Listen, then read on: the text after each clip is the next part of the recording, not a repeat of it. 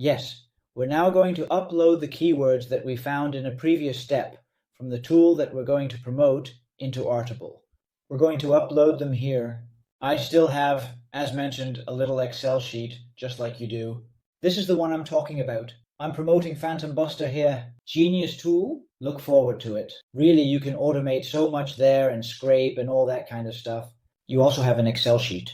What we're going to do to make it easier is clear this row for a moment. Just put in even numbers. And it's just easy to put the tool that you're going to promote there for a moment. It's just easier for a moment. It can just be a name. So that makes everything a bit easier later on. Then it's a bit clearer. Just nice like this, just the name for a moment. Because it might be that you're actually going to promote multiple tools. We can easily select later in Airtable. Look at how many blocks this tool promotes and how many blocks the other tool has. Let's just go in here. You can also easily, nicely, and quickly just drop it down. There are a lot of them. I have 2,000, but it's also easier than doing that in RTL. So we got that. What we're going to do then, we're going to copy everything. So we're not going to take the boosted row. That's easier, by the way. We'll just do it like this for a moment. We're going to delete. Then we'll take this whole list again. I have 2,000. You might have even more or even less. That's all fine, but we're just going to copy this like this. We know exactly that we have 2,000. We're going to copy Ctrl-C works too. You're going back to our table. You're going to the second tab, so not the first tab, the second tab, the input tool data, because we're going to put the input from the tool in there. You go to the first fail style of competitors and you do Ctrl-V. Are you going to ask if you want all those records? There are only 19.99 because I just removed the top one. Yes, I want to import that. And this could take a long time. I have 2,000, but you need to see how long that's going to take. Just a few seconds, but I think this... Oh, you're looking. It's already coming. Bam! Look, ladies and gentlemen, it's easier when you see it directly. The competitors are all right there. So what you see here is from Phantom Buster for me. I have Phantom Buster, so my competitor. I'm going to beat you. These buzzwords, they all use them. This is the volume at which Google is being searched. So if someone types this into Google per month, that's how often it's done by people worldwide. The position where Phantom Buster itself shows up when you search for it is at position 85. The estimated visitors that come to their website via Google when they type this in is 2. That's not a lot, but the next chunk is COD. So how hard is it for us, for our engine, to make sure they write a blog? How hard is it to get to the top, or at least as close as possible to Phantom Buster's position? Ideally, we want to get as high as possible to completely blow past it.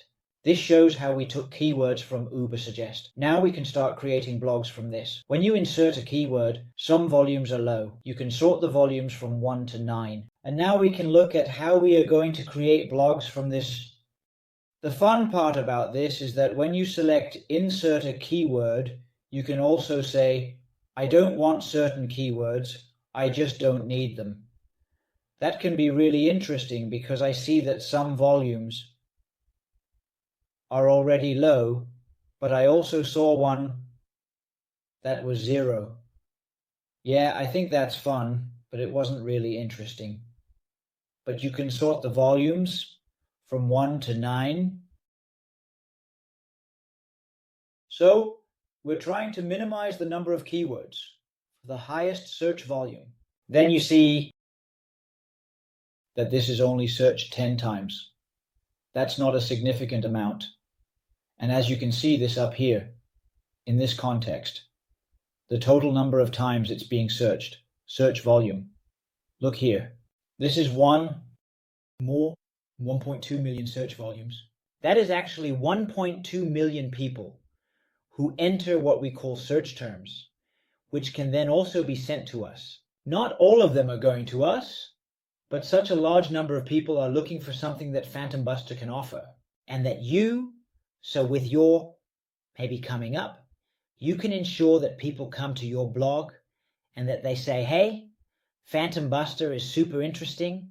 They click on your affiliate link and they take a paid account and you get your recurring income.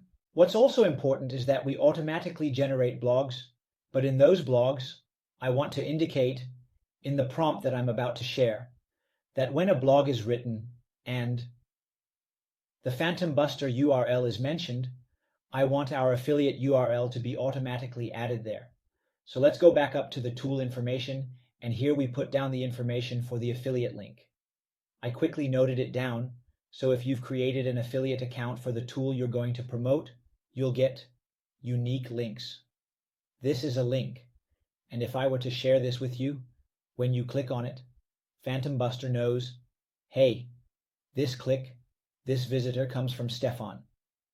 If this visitor signs up for a paid account, Stefan earns a commission, so the recurring commission, this is a link, and if I were to share this with you, when you click on it, Phantom Buster knows, hey, this visitor comes from Stefan. If this visitor signs up for a paid account, Stefan earns so many commissions, so the recurring commission.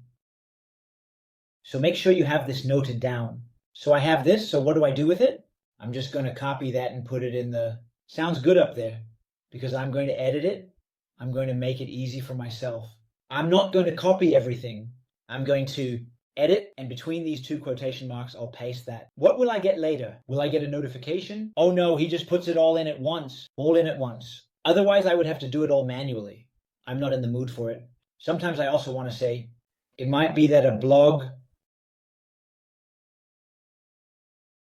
doesn't need to have the whole URL, that he sometimes just says phantombuster.com, that he's going to say that. But I do want him to add my affiliate link behind it.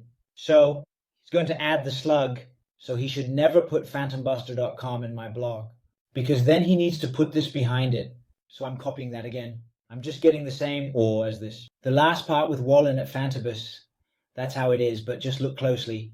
It's at least after the com or do you mean that too? Promote after the .com? So I'm just copying that for a moment. Again, the same. I'm going here, edit field, that there is something between the brackets. I'm pasting it, and bop, he comes to stand right here. You only need to do this once. Every blog just pulls this data from everywhere, so that when people click on links that go to Pentabuster or to your lesson description chair, you do get the N click, meaning you will get paid if they take the paid account. So this is basically how we've set the foundation to start creating blogs.